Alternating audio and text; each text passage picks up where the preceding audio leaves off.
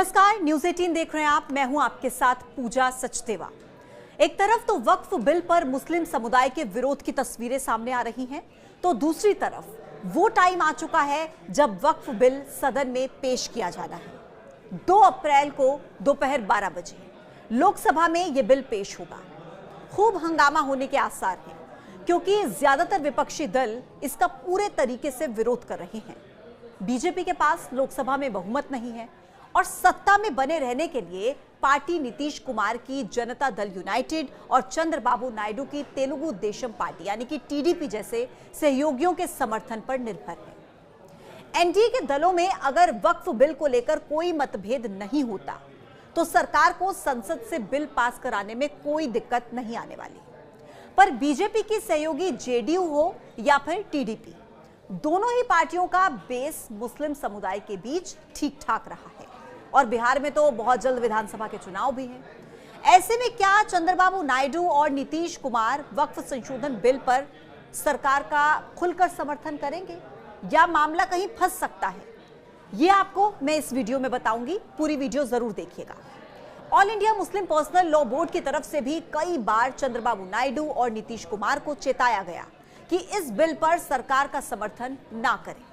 हालांकि टीडीपी के नेताओं के बयान से यह साफ हो चुका है कि वो इस बिल पर सरकार का समर्थन करेंगे। वक्फ संशोधन में टीडीपी की तरफ से 3 सुझाव दिए गए।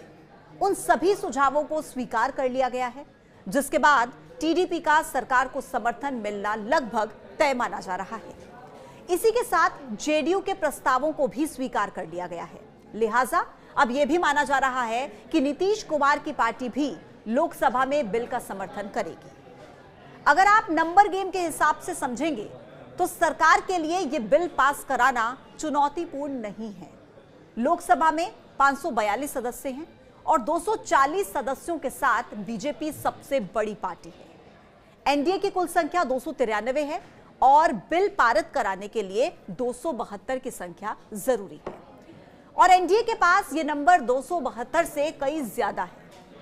वहीं कांग्रेस के 99 सांसदों के साथ इंडिया ब्लॉक के पास कुल 233 सांसद हैं। राज्यसभा में भी बीजेपी के पास अपने 98 सदस्य हैं, तो वहीं एनडीए के सदस्यों की संख्या 115 के आसपास है। 6 मनोनीत सदस्यों को भी अगर आप जोड़ दें तो आमतौर पर सरकार के पक्ष में ही मतदान जो करते हैं, तो नंबर गेम में एनडीए 121 तक पहुंच सकता है, जो विधेयक पारित कराने के लिए जरूरी 119 से 2 ज्यादा है।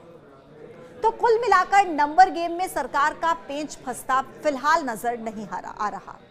हालांकि विपक्षी पार्टियां मुखर होकर इस बिल का विरोध कर रही हैं, फिर चाहे वो कांग्रेस हो, समाजवादी पार्टी के अखिलेश यादव हो या फिर टीएमसी की ममता बनर्जी, आजाद समाज पार्टी के चंद्रशेखर आजाद हो या बिहार में आरजेडी, सब सामने से बीजेपी का इस बिल को लेकर विरोध कर रहे हैं।